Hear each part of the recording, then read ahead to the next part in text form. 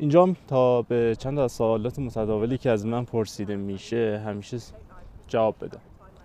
اولین سوالشون اینه که انگلیس دوره ارشد چقدر طول میکشه. چیزی که میتونم بگم در مورد انگلیس اینه که معمولا دوره هایی که داره، چه لیسانسش چه ارشد و چه دکتراش، 1 سال از آن چیزی که توی سیستم های معمول متداوله کمتره. مثلا ما داریم 4 ساله لیسانس رو میخونیم، اونا 3 ساله میخونن، و یا ارشد رو اونا 1 ساله و دکترا رو 2.5 ساله تا 3.5 ساله.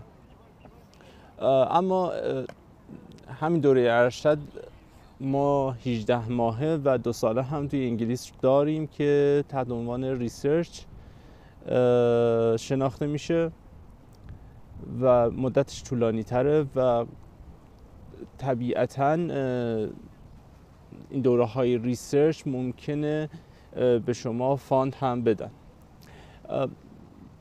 امیدوارم که فرق فاند و اسکولارشیپ و اینا رو بدونید. اگه هم نمیدونید مشکلی نداره.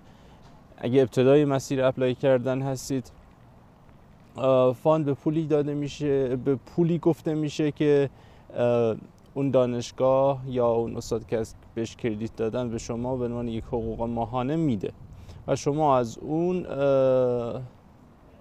مخارج زندگی ناتون میده. اسکولارشیپ پولیه که دانشگاه بهتون میده ولی به خود شما نمیده، به عنوانش از شهریتون کمش میکنه. اکثر دانشگاه های انگلیس تو مقطع مستر تا اونجایی که من میدونم و اون موقع داشتم اپلای میکردم اینو دارن،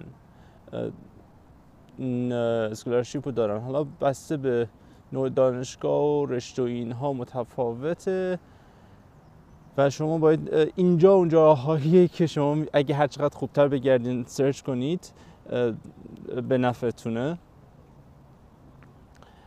دانشگاهی که من هستم نورسمپتون حدود 30% از کل شهریه رو به صورت اسکولارشیپ میبخشه و این خوب بود، خیلی هم خوب بود. حالا جاهای دیگه هم داریم که اسکولارشیپ یک دانشگاه علاوه بر اون اسکولارشیپی که خودش میده چندین نوع مثلا با چریتی‌های مختلف یا سازمان‌های مختلف همکاری میکنه و اونها هم خورد اسکولارشیپ میدن، نمیدونم 500 پوند، 1000 پوند و ممکنه شما بتونید بخش اعظم شهریتون رو با خود اسکولارشیپی که دانشگاه میده و اون اسکولارشیپ های کوچیک که اپلای میکنید کم بشه.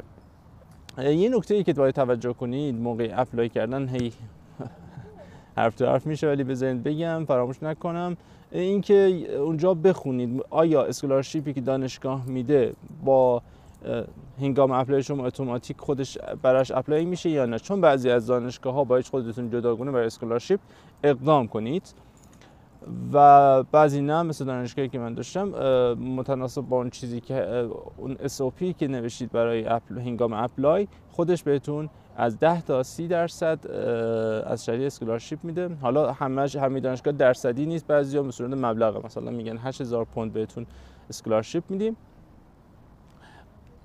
و اون اسکولارشیپ خوردم که گفتم اونا اونا حتما باید جداگونه براشون اپلای بشه.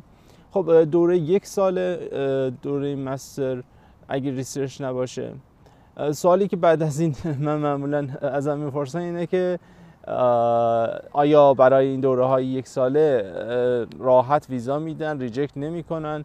من تا جایی که خودم میدونم، دوستام اومدن، خودم اومدم، نه اونطوری نیست که بگه مثلا آفیسری باشه و بگه خب این 1 ساله است، این مشکوکه به هر دلیل ممکنه بره بر نگرده یا هر چیز، بس بهش ندم. این یک چی بهش میگن ذهنیتیه که من یادم من تو گروه ها مطرح میشد، موقع خودم داشتم تحقیق میکردم که ممکنه مثلا 1 ساله رو ریجکت کنن، که اینطور نیست اصلا. و نکته بعدی این سوال پرسیده میشه که برای خودم چیز داشت صدق میکرد، این بود که ارشد مجدد مشکلی نداره. یعنی ما خب چندین سال قبل ارشد گرفتیم، دوباره میخوایم ارشد بیایم بخونیم. این خیلی صحبتش بود که نه ارشد مجددها احتمال ریجکتیشون بالاست. من تا جایی که امسال یعنی 2024 دیدم واقعیت کسی رو ندیدم به این دلیل ریجکت بشن. چرا؟ خودم یک دانشگاهی رو که اپلای کردم، دانشگاه خوبی بود، آنگلیا راسکین توی شهر کمبریج، من رو ریجکت، دوبار اپلای کردم، دوبار من رو ریجکت کرد و وقتی ازشون پاپی شدم و پیگیر شدم که چرا من رو ریجکت میکنیم، گفتن تو ارشد مجدد داری و ممکنه برای اون مسئله ویزا برات مشکل ایجاد شه. حالا یا این بهانه بود که اونها خواستن بگن و دلیل اصلیشون نبوده، و یا واقعا دلیل بوده که من میگم که توی سال 2024 چون خودم از این نکته خیلی میترسیدم و همه اونایی که مثلا تا جایی که میشناختم میرفتن و میپرسیدم میرفتن VFS و VFS اون شرکتیه که به جای سفارت و مدارک و مراحل ویزا گرفتن شما طی میشه. من خودم تحقیق میکردم کسی رو به خاطر ارشد مجدد بودن و یا نکته بالاتر سن رد نکردن و این میتونه نوید بخش خیلی ها باشه که چیز نمیشه. و همین یه سوالاتی که باشه رو دوباره یادم بیاد تو ویدیوهای بعدی براتون ضبط میکنم. امیدوارم اگه به دردتون میخوره سابسکرایب کنید، انگیزه بگیرم.